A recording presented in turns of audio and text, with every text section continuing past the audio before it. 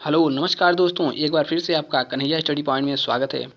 दोस्तों, इससे पहले हम लोगों ने प्राग ऐतिहासिक काल और उसके बाद सिंधु घाटी सभ्यता और आज वैदिक काल यानी कि प्राचीन भारत के वीडियो के क्रम में यह वीडियो सीरीज़ नंबर 5वां है और इस पार्ट में हम लोग वैदिक सभ्यता के बारे में बात करेंगे। ठीक है, तो आप लोग बन रहिए हमारे साथ और चलिए शुरू करते हैं आज का वीडियो। दोस्तों, आज का जो टॉपिक है वो है वैदिक सभ्यता या फिर वैदिक काल। सिंधु घाटी सभ्यता के खत्म होने के बाद सिंधु घाटी सभ्यता कब से कब तक चला था? तो 2350 से 1750 ईस्वी ईसा पूर्व तक चला था। उसके बाद वैदिक सभ्यता का वैदिक काल का आरंभ होता है और इसका जो टाइम पीरियड है सिंधु घाटी सभ्यता के खत्म होने के कुछ साल बाद, ठीक है, यानी कि 1500 ईसा पूर्व से 600 ईसा पूर्व तक चलेगा। और यह जो सभ्यता है यह ग्रामीण सभ्यता है। ठीक है, इससे पहले जो सिंधु घाटी सभ्यता थी वह नगरीय सभ्यता थी और लेकिन जो वैदिक सभ्यता है यह ग्रामीण सभ्यता थी। ठीक है, यह प्राचीन भारत में यह उल्टा है। ठीक है, पहले भारत में कौन सी सभ्यता आई? पहले नगरीय सभ्यता आई, फिर उसके बाद ग्रामीण सभ्यता आई। तो इस वैदिक काल को भी हम लोग दो भागों में बांट कर पढ़ेंगे। दो भागों में पढ़ने की सुविधा के आधार पर बांट दिया जाता है। एक भाग है ऋग वैदिक काल और दूसरा भाग है उत्तर वैदिक काल। ठीक है, दोनों भागों में दोनों पार्ट को क्यों डिवाइड किया गया है, ठीक है, इसके बारे में बात किया जाएगा। उत्तर वैदिक काल आते आते लोहे का आविष्कार हो गया था, यानी लोहे का खोज हो गया था। ठीक है, तो उससे कृषि के क्षेत्र में बहुत तेज़ी से विकास हुआ था। इन सब और बहुत सारे कारण हैं जिससे इनको दो भागों में बांट दिया गया है। तो आज हम लोग ऋग वैदिक काल के बारे में पूरा पढ़ेंगे और ठीक है, और उससे पहले हम लोग जान लेते हैं कि इस वैदिक काल को जानने का स्रोत यानी कि कैसे हम लोग को पता चला कि वैदिक नामक सभ्यता भी कोई थी। ठीक है, इसके जानकारी के क्या क्या स्रोत हैं पहले इसके बारे में बात करेंगे और फिर आज के वीडियो में ऋग वैदिक काल के बारे में डिटेल से बात होगी। और ऋग वैदिक काल को भी पूर्व वैदिक काल भी कहा जाता है। ठीक है, तो इसकी जानकारी के क्या क्या स्रोत हैं पहले इसके बारे में जान लेते हैं। तो इसके जानकारी के बारे में दो स्रोत हैं। ठीक है, एक पुरातात्विक स्रोत यानी कि खनन खुदाई के आधार पर और एक साहित्यिक स्रोत यानी कि लिखित साक्ष्य के आधार पर। ठीक है, तो पुरातात्विक स्रोत क्या कहता है? ठीक है, भगवानपुरा से 13 कमरों में एक मकान के अवशेष मिले हैं। ठीक है, कहाँ से? भगवानपुरा से।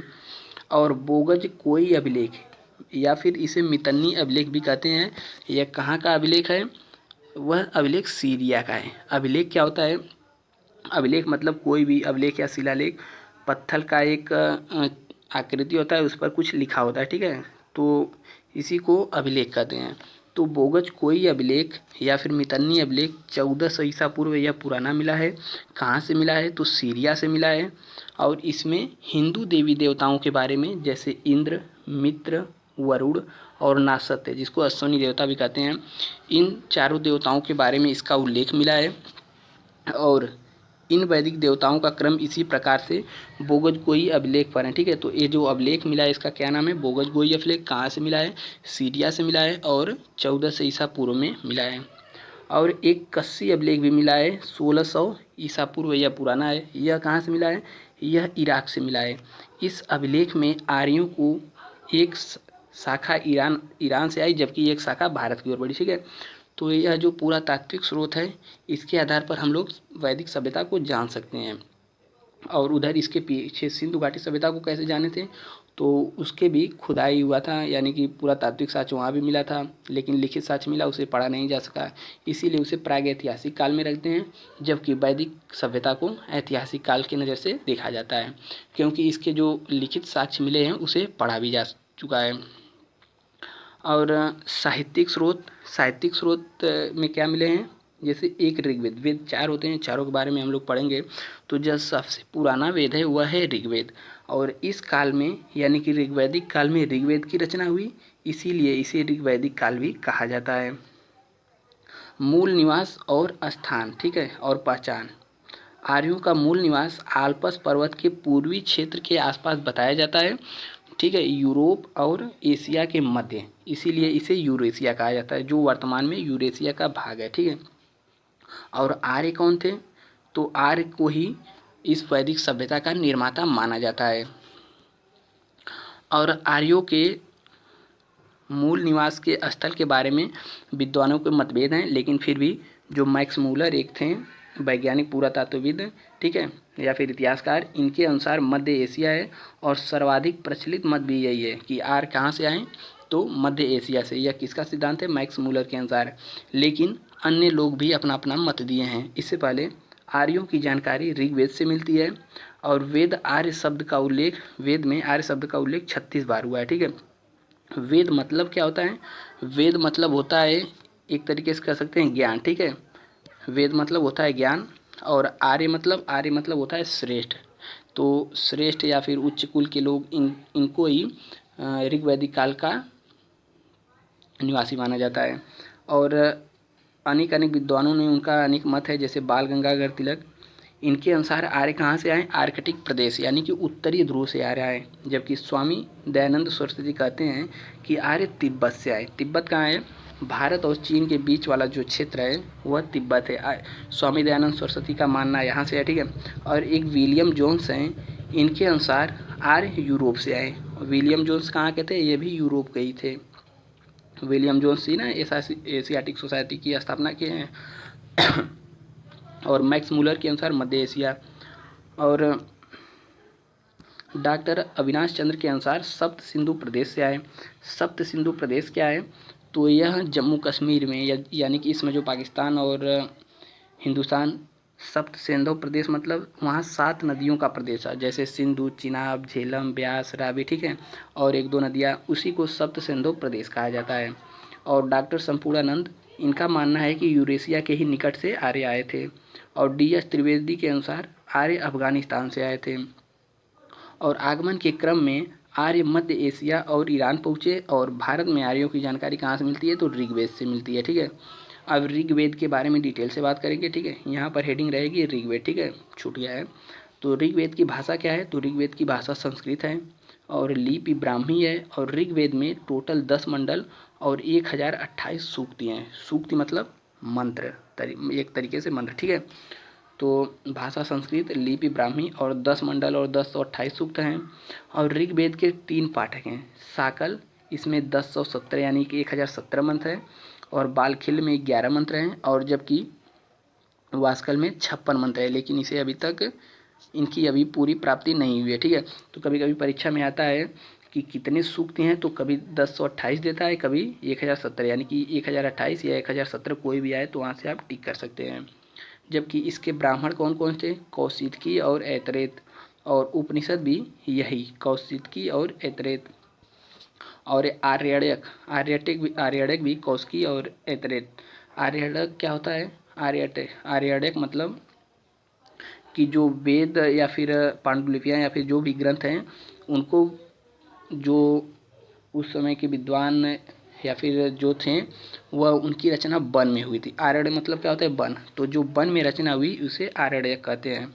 और इसके अध्येता यानी कि इसके पाठक को क्या कहते हैं, होत्र कहते हैं, ठीक है, इसके पाठक को। और इसका जो उपवेद है आयुर्वेद। और ऋग्वेद में 10 मंडल हैं, जिनमें से 2 से 7 मंडल सबसे पुराना और पहला और 10वां मंडल सबसे अंत में जोड़ा गया, ठीक है। तो जो पहला और 10वां मंडल है सबसे अंत में जोड़ा गया, जबकि 2 से 7 तक के जो मंडल हैं वह पुराने हैं। ऋग्वेद के प्रमुख मंडल और उनके रचयिता, ठीक है। तो ऋग्वेद के 10 मंडल हैं, तो इनके रचयिता के बारे में एक बार देखते हैं। तो द्वितीय जो मंडल है उसके गृत्समत भार्गव रचयिता हैं। और तृतीय मंडल के विश्वामित्र हैं रचयिता, ठीक है। ये वाला इंपॉर्टेंट है, तीसरा वाला। तृतीय मंडल के रचयिता कौन है, विश्वामित्र। गायत्री मंत्र का उल्लेख भी तृतीय मंडल में ही है। और चौथा जो मंडल है वामदेव, इसके रचयिता हैं और इसमें कृषि संबंधी प्रक्रिया को बताया गया है। और 5वां मंडल, इसके रचयिता अत्रि हैं। और छठा मंडल के रचयिता भारद्वाज ऋषि हैं। और 7वां मंडल के रचयिता विश्वामित्र, ठीक है ना, ऋषि विश्वामित्र थे ना, 7वें मंडल के रचयिता हैं। और 8वां मंडल के रचयिता कण्व ऋषि या फिर अंगिरस। और 9वां मंडल के रचयिता सोम देवता, ठीक, इसमें सोम देवता का वर्णन किया गया है, किसमें, 9वें मंडल में। और 10वां मंडल जो है इसमें पुरुष सूक्त है, ठीक ना, क्षुद्र सूक्ति या महासूक्ति या पुरुष सूक्त कह सकते हैं। और इसके अनुसार 10वें मंडल के अनुसार पूरे जो मानव जाति उस समय जो थी, वर्ण 4 वर्णों में विभाजित किया गया था। कौन कौन से? एक ब्राह्मण और क्षत्रिय, वैश्य और शूद्र, ठीक है। 10वें मंडल में इनको विभाजित किया गया है। और इनके अनुसार जैसे जो क्षत्रिय थे कहाँ से निकले थे? भुजाओं से निकले थे। और ब्रह्मा मुख से कौन निकले थे? ब्राह्मण मुख से निकले थे।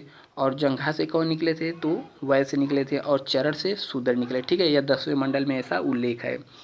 अब चारों मंडल के बारे में एक बार थोड़ा सा ओवरव्यू देख लेते हैं, ठीक है। तो जो ऋग्वेद है इसके ब्राह्मण कौन से हैं? कौशिकी और ऐतरेय हम लोग पढ़ चुके हैं, ठीक है। और इसमें 1028 मंत्र हैं या फिर 1017 मंत्र देगा, उस पर भी टिक मारना पड़ेगा। और उपनिषद यही है, कौशिकी और ऐतरेय। और अरण्यक यानी कि जो ब्राह्मण, अरण्यक मतलब जो वन में जिसकी रचना हुई उसको भी, उसका भी, वह भी ऐतरेय और कौशिकी है।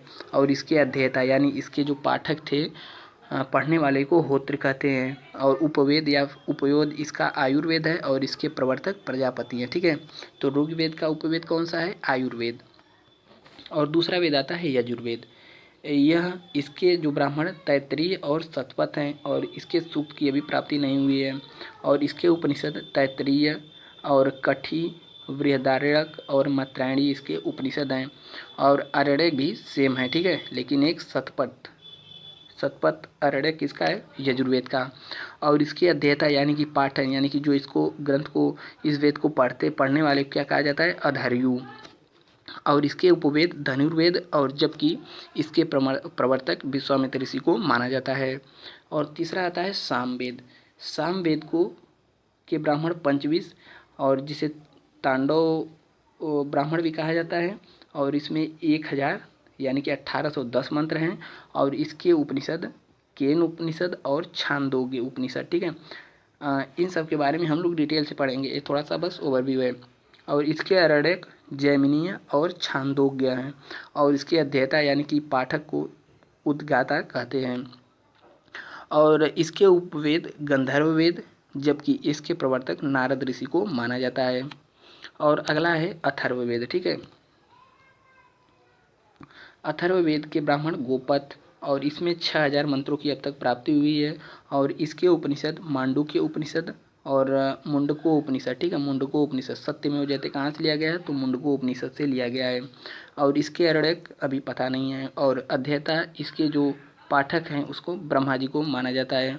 और शिल्प वेद इसके उपवेद हैं, और जबकि विश्वामित्र ऋषि को इसका प्रवर्तक माना जाता है, ठीक है। तो अब इसके बारे में हम लोग डिटेल से देख लेते हैं। एक शब्द आ रहा है आरण्यक। आरण्यक का मतलब क्या होता है? जैसे आरण्यक मूलतः ब्राह्मण ग्रंथों के परिशिष्ट के रूप में पाए जाते हैं और वनों में रचे जाने के कारण इसे आरण्यक कहा गया है, ठीक है। और उपनिषद, उपनिषद मतलब क्या होता है? उपनिषद मतलब होता है गुरु के समीप बैठना, ठीक है। और उपनिषदों की कुल संख्या कितनी है? 108 है। उपनिषदों की कुल संख्या 108 है, जबकि वेदांगों की संख्या 6 है, ठीक है। वेदांग यानी कि वेद को समझने के लिए वेदांग की रचना की गई थी। तो हम लोगों ने ऋग्वेद पढ़ा और इसके बारे में जाना। अब इसके अगला वेद जो है, अगला वेद से पहले ऋग्वेद में उल्लेखीय कुछ शब्दों के बारे में जानते हैं। जैसे इंद्र का उल्लेख 275 बार हुआ है ऋग्वेद में। और इंद्र को पुरंदर कहा गया है। पुरंदर मतलब होता है दुर्ग तोड़ने वाला किला। और गाय शब्द का प्रयोग 176 बार किया गया है, जबकि विष शब्द का प्रयोग 170 बार। और सोम देवता का उल्लेख 144 बार हुआ है। और विष्णु देवता का उल्लेख 100 बार हुआ है। और गण का उल्लेख 46 बार। और कृषि का उल्लेख 33 बार। और सभा का उल्लेख 8 बार। और गंगा नदी का उल्लेख 1 बार, जबकि यमुना नदी का उल्लेख 3 बार, ठीक है। तो गंगा नदी का उल्लेख 1 बार और यमुना नदी का उल्लेख 3 बार।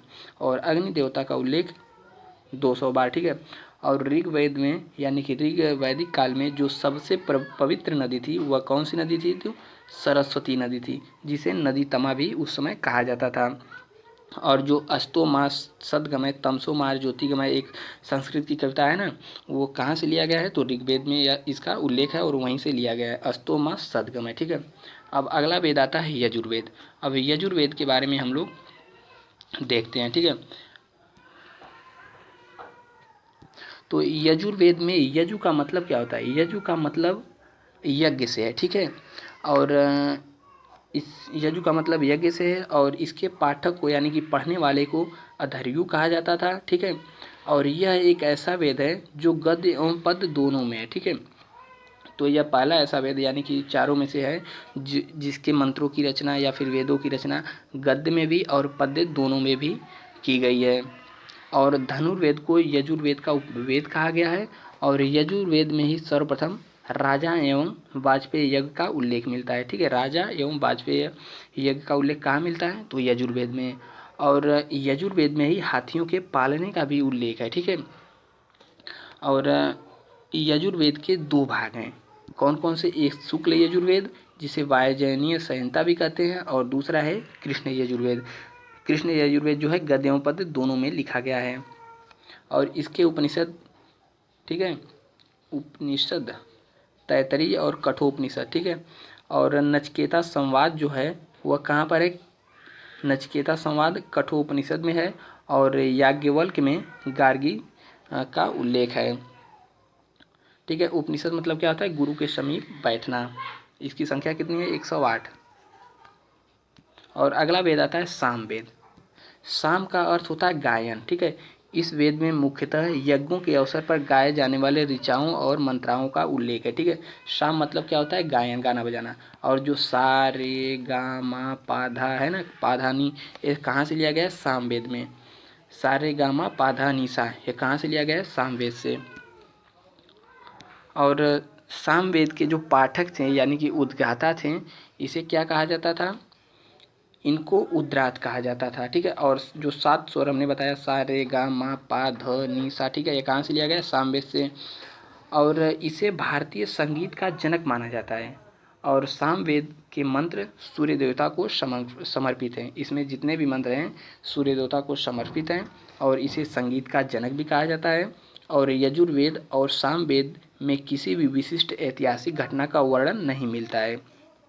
ठीक है, और इसका जो प्रमुख उपनिषद है छांदोग्य उपनिषद, यह सबसे प्राचीन उपनिषद है। ठीक है, सबसे प्राचीनतम उपनिषद कौन है, छांदोग्य उपनिषद, और इसमें देवकी पुत्र श्री कृष्ण का वर्णन किया गया है। और जैमिनीय उपनिषद भी किसका उपनिषद है, तो सामवेद का। ठीक है, और पुराणों में सामवेद को सहस्त्र शाखाओं का उल्लेख है और सामवेद व, ठीक है, और इसका कोई आरण्यक भी नहीं है। और अगला वेद आता है अथर्ववेद। यह सबसे बाद का वेद है। ठीक है, यानी कि ऋग्वेद, यजुर्वेद, सामवेद और जो चौथे नंबर का वेद है अथर्ववेद, यह सबसे बाद का वेद है और इसकी रचनाकर्ता अथर्वा ऋषि को माना जाता है। और इसमें 731 मंत्र और लगभग 6000 पद हैं। और इस वेद में जादू टोना, भूत प्रेत और यज्ञ में आने वाली बाधाओं का निराकरण का वर्णन है और इसमें औषधि का भी वर्णन है। और मगध, अंग और अयोध्या जो उस समय महाजनपद थे, इनका भी उल्लेख है इसमें, किसमें, अथर्ववेद में। और अथर्ववेद में जो कुरु के राजा परीक्षित थे, ठीक है, कहाँ के राजा, कुरु के राजा परीक्षित का उल्लेख है किसमें, अथर्ववेद में, जिन्हें मृत्युलोक का देवता बताया गया है। ठीक है, तो अथर्ववेद में कुरु के राजा परीक्षित का उल्लेख है जिन्हें मृत्युलोक का देवता बताया गया है। और अथर्व, इसका उपवेद कौन सा है, शिल्पवेद। यहाँ हमने लिखा नहीं है क्योंकि वह जो ठीक है ना, वहाँ हमने बताया था कहाँ पर, इससे पहले जो पेज में लिखा हुआ था उसमें ये सब बताया गया है। और काशी जो है, काशी का प्राचीनतम उल्लेख अथर्ववेद से मिलता है और अथर्ववेद में मंत्रों का उच्चारण करने वाले पुरोहित को ब्रह्मा कहा जाता था, उसी में हमने बताया। ठीक है, वही उद्गाता कौन से, ब्रह्मा से। और अथर्ववेद में सभा तथा समिति को प्रजापति की 2 पुत्रियाँ कहा गया है। और अथर्ववेद का एकमात्र ब्राह्मण कौन सा है, गोपत है। और इसमें मुंडको, इसका जो प्रमुख उपनिषद है कौन कौन सा है, मुंडको उपनिषद, और जो सत्यमेव जयते भारत का राष्ट्रीय वाक्य है और सिक्कों के नीचे लिखा भी रहता है सत्यमेव जयते, यह कहाँ से लिया गया है, तो अथर्ववेद के उपनिषद मुंडको उपनिषद से लिया गया है। और मांडू के उपनिषद जो सबसे छोटा उपनिषद है, ठीक है, मांडू के उपनिषद सबसे छोटा उपनिषद है। और हमने अभी ऊपर पढ़ा सबसे बड़ा उपनिषद कौन है, सबसे प्राचीन उपनिषद कौन है, छांदोग्य उपनिषद सबसे प्राचीन है और सबसे छोटा उपनिषद मांडुक्य उपनिषद है। और मुंडको उपनिषद से सत्यमेव जयते लिया गया है। और उस समय क्या, या तो उत्तर वैदिक काल का दिया है। ठीक है, तो उस समय जो ब्रह्मचर्य थे, मतलब जो जीवन था उसको 4 भागों में बांटा गया था। जीवन काल को 0 से जो 25 वर्ष थे उसे ब्रह्मचर्य आश्रम या आश्रम है, ठीक है, आश्रम को 4 भागों में बांटा गया था। 0 से 25 वर्ष के व्यक्ति को ब्रह्मचर्य माना जाता था, ब्रह्मचर्य उस समय जीवन था। और 25 से 50 वर्ष के अवस्था में गृहस्थ जीवन को माना जाता था या विभाजित किया गया था। और 50 से 75 के वर्ष में वानप्रस्थ, ठीक है, अब काम दाम छोड़ो, बोरिया बिस्तर बांधो और वन को चले जाओ। और इसी वन में जाकर जो ज्ञानी थे उन्होंने आर्यवर्त की रचना की थी। और 75 से 80 के साल में संन्यास माना जाता था, ठीक है। इस सब का वर्णन कहाँ है, जालो उपनिषद में, ठीक है। और उसमें जीवन को 4 भागों में बांटा गया था। और ऋग वैदिक कालीन जीवन कैसा था, तो ऋग वैदिक कालीन जीवन, ठीक है, राजनैतिक जीवन, आर्थिक जीवन, इस सब जीवन के बारे में चर्चा करेंगे। तो पहले राजनैतिक जीवन। ऋग वैदिक काल में जो समूह था वह कबीलाई जीवन में बसा था, यानी कि लोग छोटे छोटे कबीलों में रहते थे और इनका देखभाल के लिए एक राजा होता था, ठीक है। इन कबीलों में से एक राजा होता था और राजा की सहायता के लिए सभा, समिति, विदत तथा गण नामक समितियां थी। यह राजा के सहायता के लिए बनी थी, ठीक है। लोग कबीलों में रहते थे और इनका एक राजा होता था।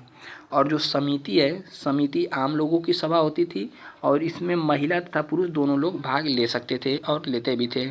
और समिति आम लोगों की सभा थी, जबकि सभा जो है यह कुलीन या उच्च लोगों की सभा होती थी और न्यायिक मामले इसी में हुआ करते थे और इसमें भी महिलाएं शामिल हुआ करती थी।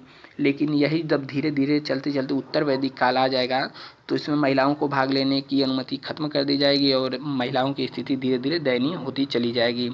और जो विदत सभा था इसमें लूटे हुए माल का विभाजन हुआ करता था और यह सबसे प्राचीन संस्था थी, ठीक है। लूटे हुए माल का विभाजन का मतलब एक कबीला जब दूसरे कबीले पर आक्रमण करता था तो जो भी धन दौलत या फिर जो भी कुछ प्राप्ति होती थी, तो जो भी लूटा हुआ माल होता था उसे विदत जो इनका एक संघ था उसके द्वारा बांटा जाता था। और सबसे प्राचीन संस्था कौन थी, विदत। और गण जो है यह भी एक सभा के समान ही संस्था होती थी। और अथर्ववेद में सभा तथा समिति को प्रजापति की 2 पुत्रियां कहा गया, ठीक है। क्यों कहा गया, क्योंकि सभा तथा समिति जो थी यह दोनों बहुत ही महत्वपूर्ण सभाएं थी, इसीलिए उनको अथर्ववेद में प्रजापति की 2 पुत्रियों की संज्ञा दिया गया है। और राजा की सहायता के लिए जो अधिकारी होता था उसे रत्निन कहा जाता था, ठीक है। तो राजा की सहायता के लिए अधिकारी को रत्निन कहा जाता था। और इस समय जो सेना थी वह नियमित नहीं थी, ठीक है। लेकिन यही आगे चलते चलते जब उत्तर वैदिक काल आएगा तो उसमें सेना नियमित हो जाएगी। हाँ, ठीक है। तो अभी सेना नियमित नहीं हुआ करती थी और लोगों को जब कबीलों पर आक्रमण करना होता था तो उसी समय सेना का गठन किया जाता था और आक्रमण होता था। और इस समय पशुपालन इनका मुख्य पेशा था, ठीक है। लोग पशुओं के सहारे ही निर्भर रहा करते थे, उनके दूध, घी इन सब से काम चलता था और खेती भी बहुत कम होती थी। लेकिन धीरे धीरे उत्तर वैदिक जब काल आएगा तो उसमें लोहे का आविष्कार यानी कि लोहा की प्राप्ति हो चुकी रहेगी और कृषि के क्षेत्र में क्रांति आ जाएगी। और इसमें जो टैक्स व्यवस्था थी जो वह टैक्स को क्या कहा जाता था, तो बलि कहा जाता था। और यह स्वेच्छा से राजा को प्रजा देती थी, ठीक है। तो टैक्स को बलि कहा जाता था और यह स्वेच्छा से दिया जाता था। और इसका जो प्रमुख अधिकारी होता था वह पुरोहित होता था और पुरोहित को ही सर्वश्रेष्ठ माना जाता था। और सेनानी पुरोहित के बाद यह दूसरा सबसे बड़ा अधिकारी हुआ करता था। और पूरब जो किसे कहते थे, तो किले के प्रधान को पूरब कहा जाता था और जो गुप्तचर विभाग था उसे स्पर्श कहा जाता था, ठीक है। तो ये राजनीतिक जीवन के बारे में हम लोगों ने जाना। और अगला है सामाजिक जीवन, ठीक है। तो इसके बारे में चर्चा कर लेते हैं। तो ऋग वैदिक काल में लोगों का सामाजिक जीवन कैसा था इसके बारे में चर्चा करते हैं। तो काबिलायिक तत्वों की प्रधानता के कारण समतावादी जीवन था, ठीक है। इन लोगों का जीवन कैसा था, समतावादी था। और वर्ण व्यवस्था जो थी वह कर्म पर आधारित थी। कर्म पर आधारित का मतलब कैसा था, जैसे आज के समय में कैसे है कि ब्राह्मण, क्षत्रिय, वैश्य, शूद्र यह जन्म से माने जाते हैं। जैसे ब्राह्मण का लड़का ब्राह्मण होगा, क्षत्रिय का लड़का क्षत्रिय होगा। तो उस समय ऐसा नहीं था। जैसे यदि कोई व्यक्ति युद्ध लड़ने में पारंगत है तो उसे क्षत्रिय माना जाता था और यदि वह वेदों का ज्ञाता है या फिर ज़्यादा ज्ञानी है तो उसे ब्राह्मण माना जाता था, ठीक है। तो एक ही परिवार में कई श्रेणी के लोग रहते थे, ठीक है। तो यही वर्ण व्यवस्था उनके कर्म पर आधारित थी। और दास प्रथा का प्रचलन था लेकिन ज़्यादा शोषण नहीं होता था। और उस समय परिवार संयुक्त परिवार हुआ करते थे। और स्त्रियों की दशा उस समय बहुत ही अच्छी थी, जो कि उत्तर वैदिक काल आते आते इनकी दशा बहुत ही खराब हो जाती है, उनको उनसे शिक्षा का अधिकार भी छीन लिया जाता है। लेकिन इस समय जो है ऋग्वैदिक काल में स्त्रियों की दशा बहुत ही अच्छी थी और उनको शिक्षा का अधिकार था, वह पुरुषों के साथ बराबरी का उनको मिलता था और सभा तथा समिति में इनको जाने का अधिकार होता था। और ऋग्वैदिक कालीन कुछ विदुषी महिलाएं हैं जो कि परीक्षाओं में पूछी जाती हैं। तो ऋग्वैदिक काल की जो विदेशी महिलाएं हैं वह अपाला, घोषा, सिकता और लोपामुद्रा, ठीक है। तो ये जो महिलाएं हैं ऋग्वैदिक काल की महिलाएं, लेकिन यहीं पर उत्तर वैदिक काल की महिलाओं को देख लेते हैं जो विदुषी महिलाएं थी। तो गार्गेयी, मैत्रेयी, ठीक है, गार्गी, मैत्रेयी और कात्यायनी जो थी वह उत्तर वैदिक काल की विदुषी महिलाएं थीं। और इस समय पुनर्विवाह नियोग प्रथा की अनुमति थी, ठीक है। तो जिस भी स्त्री का पति मर जाता था उसको पुनर्विवाह की स्थिति पुनर्विवाह का अधिकार दिया गया था और नियोग प्रथा का प्रचलन था। नियोग प्रथा मतलब क्या था, जिस भी स्त्री का पुरुष मर जाता था, मतलब उसकी मृत्यु हो जाती थी या फिर उसको पुत्र की प्राप्ति नहीं होती थी, उसको उसके छोटे भाई के साथ विवाह करने की अनुमति थी, ठीक है। तो नियोग प्रथा यह थी और पुनर्विवाह का भी प्रचलन था और दहेज और पर्दा प्रथा जैसी कुप्रथाएं नहीं थी, ठीक है। तो उस समय दहेज और पर्दा प्रथा नहीं था। और ठीक है, तो और इस समय जो लोगों के आभूषण हुआ करते थे तो स्वर्ण के ढेर या स्वर्ण के आभूषण को निष्क कहा जाता था और जबकि गले के हार को रुक्मा कहा जाता था और गाय को अघन्या कहा जाता था। अघन्या मतलब जिसका वध न किया जाए, जो, ठीक है। तो गाय को अघन्या किया जाता था और उस समय जो युद्ध हुआ करते थे वह गायों को लेकर हुआ करते थे, ठीक है। तो युद्ध में गायों के लिए युद्ध उस समय हुआ करते थे। और इन लोगों का आर्थिक जीवन कैसा था, तो ऋग्वैदिक काल में लोगों का आर्थिक जीवन मुख्यतः पशुपालन से गुजरता था और इस समय खेती बहुत ही कम मात्रा में होती थी और संपत्ति का विनिमय, ठीक है। तो उस समय जो संपत्ति का विनिमय यानी आदान प्रदान किया जाता था वह गायों के द्वारा किया जाता था। गाय के द्वारा मतलब गायों को ले दे करके आदान प्रदान करके। और युद्ध जो हुआ करता था अभी हमने ऊपर बताया, तो यह गाय की खोज या फिर गविष्टि के लिए हुआ करता था और उस समय हाथी और बाघ का उल्लेख नहीं है, ठीक है। और तांबे या कांसे के अर्थ में अयस शब्द का प्रयोग होता था, ठीक है। तांबे या कांसे को अयस कहा जाता था, जबकि उत्तर वैदिक काल में लोहे को श्याम अयस या फिर कृष्ण अयस कहा जाएगा। और ऋग्वैदिक में बढ़ई, रथ, ठीक है, ऋग्वेद में बढ़ई, रथकार, बुनकर, चर्मकार, शिल्पकार आदि शिल्पियों के उल्लेख मिलते हैं। और इस समय पशुओं को चराने वाले को पड़ी कहा जाता था, पड़ी नहीं है पड़ी, ठीक है। पशुओं को चराने वाले को पड़ी कहा जाता था। और इस समय का जो सबसे महत्वपूर्ण अनाज था वह था जौ, ठीक है। तो हम लोगों ने इनका राजनैतिक जीवन और आर्थिक जीवन और सामाजिक जीवन के बारे में हम लोगों ने चर्चा किया। और इसके बाद जो अगला वीडियो आएगा उसमें हम लोग उत्तर वैदिक काल के बारे में चर्चा करेंगे और उसके बाद एक अलग से वीडियो बनाऊंगा जिसमें ऋग्वैदिक कालीन नदियों को क्या कहा जाता है, ठीक है। नदियों का नाम दूसरा था, उन नदियों के बारे में चर्चा करेंगे और भी बहुत चीज़ देवी देवताओं के बारे में, इन सब के लिए एक अलग से वीडियो बनाया जाएगा। इसके बाद आएगा या फिर उत्तर वैदिक काल खत्म होने के बाद बना दूंगा, ठीक है। तो इसी तरह वीडियो सीरीज चलता रहेगा और आप लोग थोड़ा इसे शेयर किया करिए और वीडियो कैसा रहा ज़रूर बताइएगा, ठीक है। तो मिलते हैं अगले वीडियो में, तब तक के लिए नमस्कार, बाय बाय, जय हिंद, ठीक है। तो अगले वीडियो में मिलते हैं, ठीक है, नमस्कार।